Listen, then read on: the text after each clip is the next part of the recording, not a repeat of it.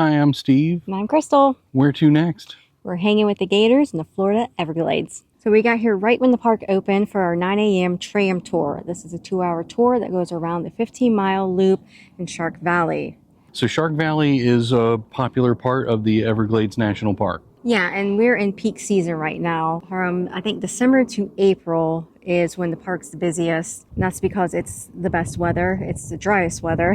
And they said if it gets too hot or too cold, the alligators will just go under the water and sleep for 5 hours. We're here at the end of February and it's perfect weather, perfect timing, and we saw lots and lots of alligators. Guys, we saw so many alligators. And we saw a lot of herons. Turtles and a lot of unique birds. And then we saw the one he said is rare to see is the jewel of the Everglades. So we'll try to find that out and put a little description here for it. And spoiler, there's a baby alligator.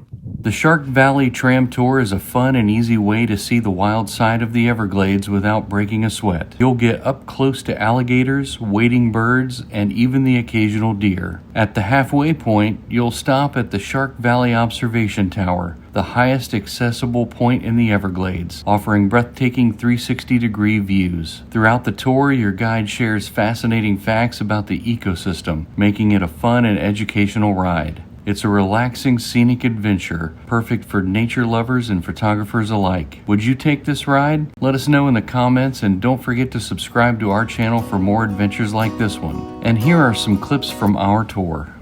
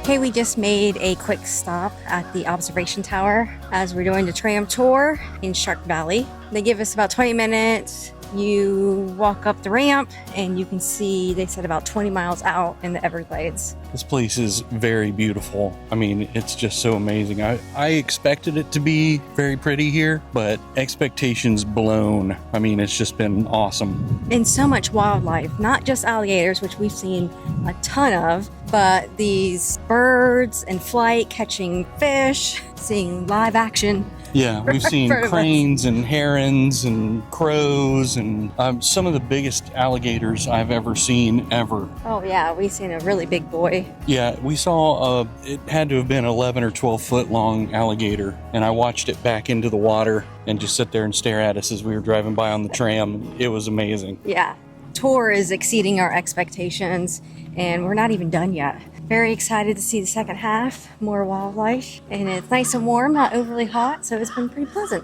Yep, nice and sunny. Thanks, Florida.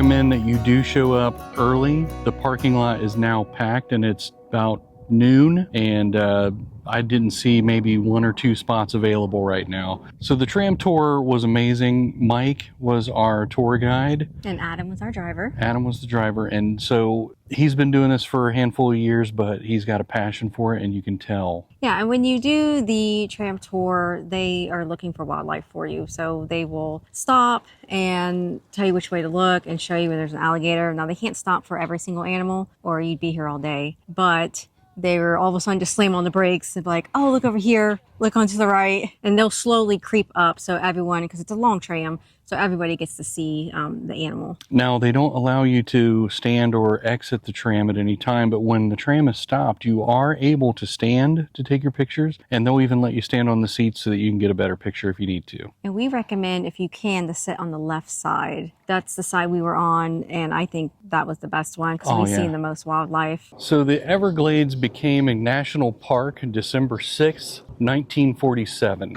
and Truman was inspired by a book that Marjorie Douglas wrote about the Everglades. And so he came down, saw it for himself, and decided, let's make it a national park. At one point, an oil company owned all of these lands, and when they couldn't get the oil refined down enough, like they couldn't get it to be to the grade they needed it to be, instead of paying taxes on all this huge clump of land every year, they decided that they're going to donate it. So they donated it back to the government, and government decided we're just going to make it all parkland. And that's where the observation tower is. That was the original drill site for Humboldt Oil, and you now know them as Exxon Mobil.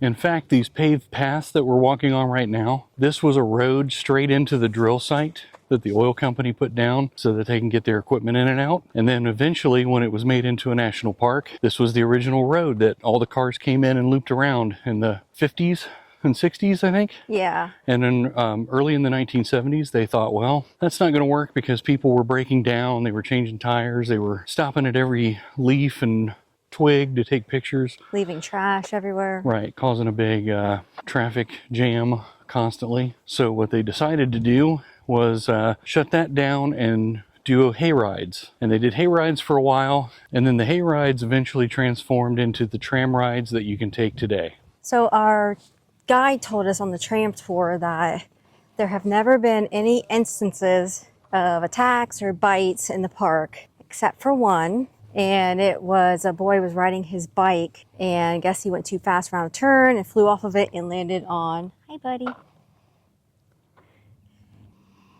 That blue heron's like, that's an interesting story. Yeah. And landed on Mr. Gator, and Mr. Gator didn't care for that and bit him. So his dad came and grabbed both him and the gator. The mom like stuck her hand in the gator's mouth and hit that little flappy thing to get him to release the boy. They were air vac'd out of here and everyone was fine, but that's the only instance. Yeah, there's not a record of any attacks by an alligator on any of the rangers or any of the nature preserve employees here. The main source of water for most of Florida and the northern parts of the Keys comes from the Everglades. These guys work in conjunction with the sawgrass and what's the little microbe? Oh. It starts with a P. Well, there's like a little microorganism that's also in the water.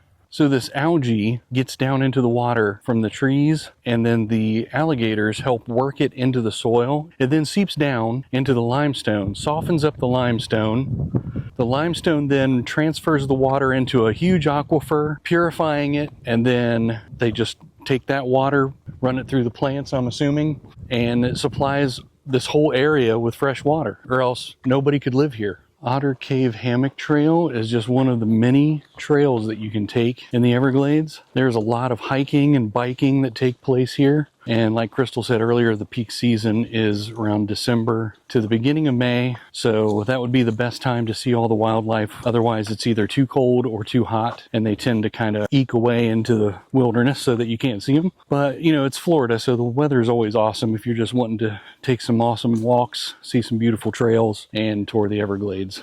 If you're delicious to mosquitoes like I am, just know that the The Everglades is home to over 21 species of mosquitoes, so make sure you bring your spray. That's why we wear long sleeve shirts. Another fun fact is that people think about the Everglades, they consider it to just be a swamp. But a swamp is an area that has stagnant water. Actually, the Everglades is one big river. It just moves extremely slow. And from what the tour guide told us, it moves 0.2 miles an hour. Still moving, that's still movement. So it is not technically a swamp.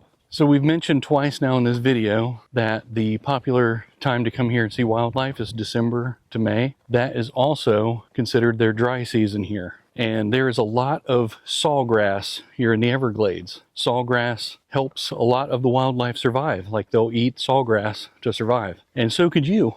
If you pluck a piece of sawgrass out of the ground, the root, there's about an inch or two from the root to the actual blade of sawgrass. That has all the nutrients and is said to taste sort of like celery. So the reason the sawgrass can survive in the dry season here is because sawgrass, like a saw blade, has teeth that go upward. So if you run your hand down sawgrass, you'll get cut like a paper cut. If you run your hand up sawgrass, it's soft and smooth. So those rigid edges that face upward trap the dew in the morning, and so all that moisture from the morning dew is slowly consumed throughout the day by the sawgrass, and that's how it survives. And the bay leaves, like what you use in your cooking, they grow here. And there's some local type of berry that grows too that an Indian tribe used to use to make jelly and jam here. They do have Florida panthers here. They only have about 300 left in the wild, so they say if you see one, go play the lottery. That's your chances of seeing one. But our guide said they all are marked with like collars or tracking device somehow. And if they're by a road, there's signs up and it'll start flashing and lets you know if you're driving, you're near where a panther is, so that you can slow down and make sure you don't hit one of these because there's only 300 left down here. I thought that was pretty interesting. And they're the babyest lizard. And that's going to end our time here in the Everglades. Make sure that you do the tram tour while you're here and bring a lot of sunscreen and also bring some mosquito repellent because you're going to need it. And lots of water. Water is awesome. Yes, we had a lot of fun. We highly recommend, and we will definitely be back because there's so much to explore here. If you like this video, make sure you give it a thumbs up and subscribe to our channel so that you get notified when we post more content. And also, subscribing helps us a lot. Yes, thank you. And make sure you watch our upcoming videos where we answer the question, Where to next?